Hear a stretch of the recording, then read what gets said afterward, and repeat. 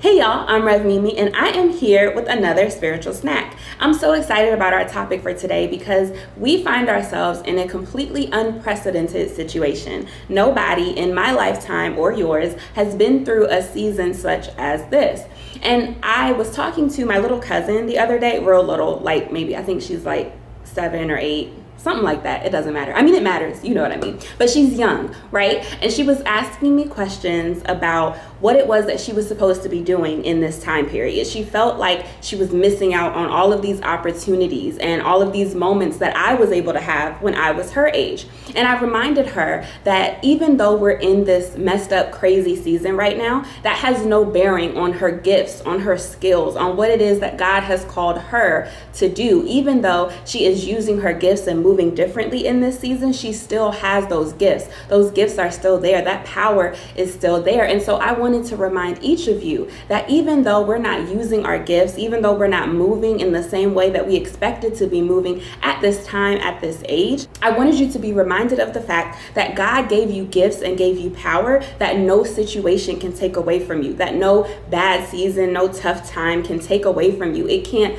delay your gifts. It can't push your gifts to the side or remove your gifts from you. The only thing that it can really do is allow your gift to burn even more brightly in the darkest of seasons. There's a dude in the Bible who is a great example of this, and his name is Joseph. I'm sure that you all have heard of him. He's one of the most frequently spoken of people in the Bible, especially for young people. I don't know why, he just pops. When we're first introduced to Joseph in Genesis 37, we are told that he has this very unique ability to interpret dreams. He has this gift from God that allows him to see things and to understand things in a way that the rest of the world is not able to understand them. It's a gift, right? And we're also told that he's about the age of 17. That is when the gift first manifests itself, or at least that's when the Bible tells us that that's when it's first recorded. Amen. And so we find out that he has this gift at age 17. And those of you that are familiar with the story know that his brothers were salty and ended up selling him into slavery, which is really deep. I don't know about y'all's brothers and sisters, but I know my family members would not be selling me into slavery,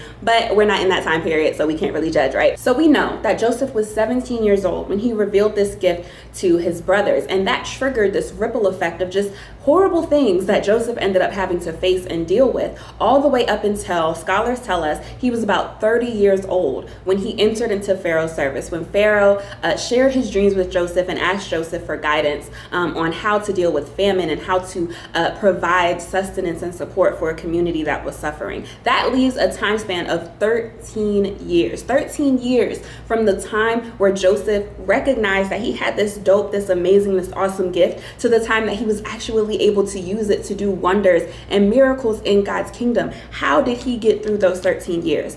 The fact of the matter is we are in a dark season right now, but you already have gifts, and I'm sure that many of you have recognized them and tapped into them in various ways. Maybe your parents have pointed them out, maybe ministers have pointed them out, maybe friends or family members have pointed them out, but you know that you are gifted. You know that you have a light within you, and if you don't know, then I'm telling you now that you have a light within you. You have a gift. You have a unique ability. Even though you're not using it in the way that you think you should be using it, God still has a plan. God still has a purpose. God still has a mission for you to accomplish. And even though times are dark right now, even though this season is the struggle season, right? Even it's the ultimate struggle, amen. But even though we're in this season right now, that does not mean that you will relinquish your gifts. Now is the time for you to be honing your gifts. Now is the time for you to be writing if you feel that you're called to write. Now is the time for you to be taking the time and researching and studying that thing that is on your heart for you to do. Make sure that you're using this dark season to develop